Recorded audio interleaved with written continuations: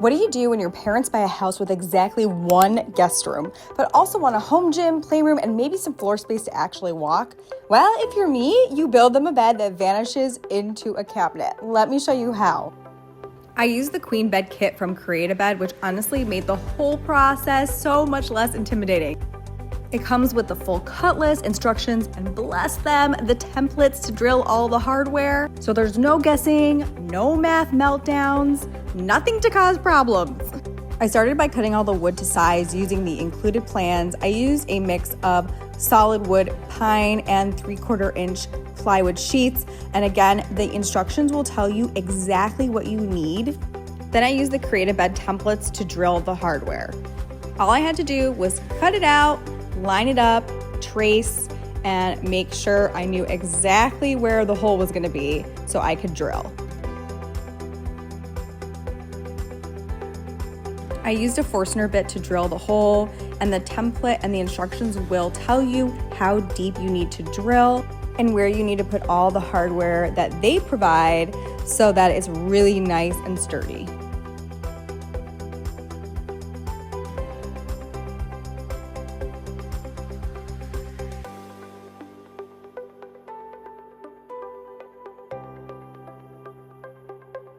I started by installing the hardware for the pivoting legs first.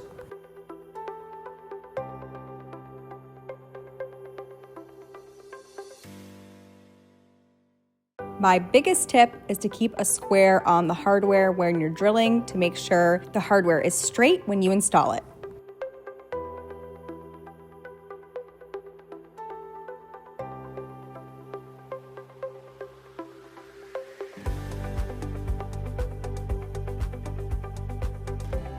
Next up is mounting the lower ball stud plate and the female pivot. For the female pivot, you're going to drill a 1-inch diameter hole all the way through the plywood. And make sure for the lower ball stud plate that it's flush with the end of the bed. But again, this is all in the template, so it really does make it easy.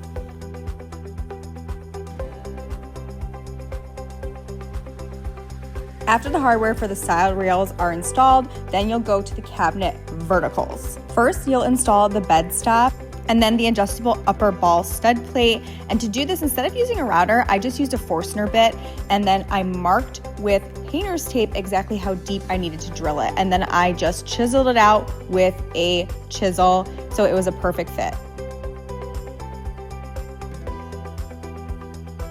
Then you'll drill a 5/8 inch hole for the male pivot plate. And you repeat the same process again on the other cabinet vertical. Again, everything is in the instructions, clearly explained. Then it's time to build the headboard. There needs to be a 1/2 inch of space between the bottom of the headboard. So I just used a 1/2 inch piece of wood that I had lying around and put it right underneath it before I screwed in from the sides. I used spack screws for this entire build because you really don't need to pre-drill. So it made the whole process really, really fast.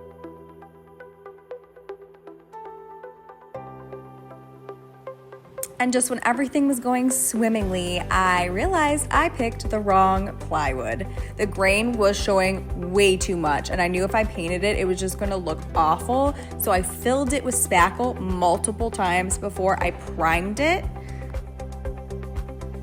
I'm sure I did 3 or 4 coats of spackle. I don't even remember at this point. I just know it was a lot, but luckily it ended up being super smooth when I applied the paint.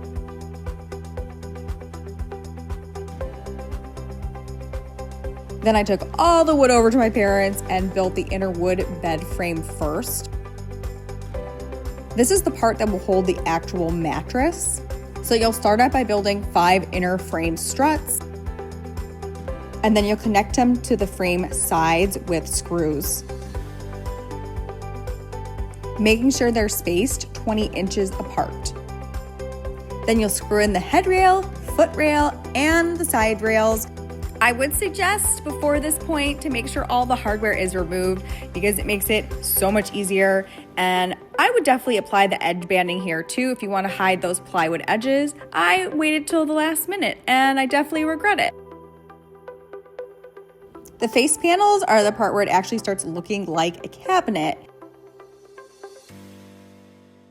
It's very important to make sure there's a 1/4 inch on each side that goes past the bed frame, and you'll mark this. I just used a square to mark it. And for this part, you'll use screws and glue to make sure the face panels are attached firmly to the bed frame.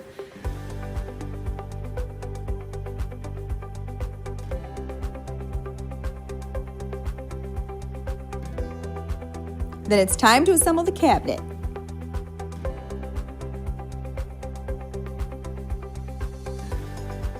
This created bed mechanism is no joke. It's the highest quality patent protected mechanism on the market, and that's exactly why I chose it. It's also made in Kentucky, and they have a group of team members right there to answer any questions along the way. So it's like your own DIY helpers.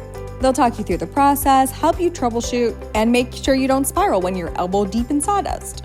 After putting on the hardware and the cabinet together, I screwed in the headboard, and then it was time to attach it to the wall.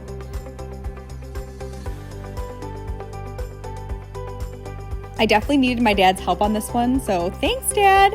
And I screwed the headboard into the studs.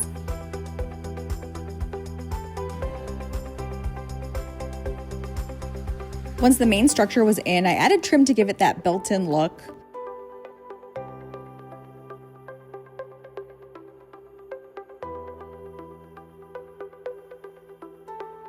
Then came the paint touch-ups because of course I nicked it about 100 times. And finally, I added handles so the bed looks like a stylish cabinet when it's closed. The mechanism is fully adjustable so you can fine-tune the tension until the bed opens like it's floating. Now this room works overtime. A gym, a playroom, a guest bed, and the bed disappears when it's not needed.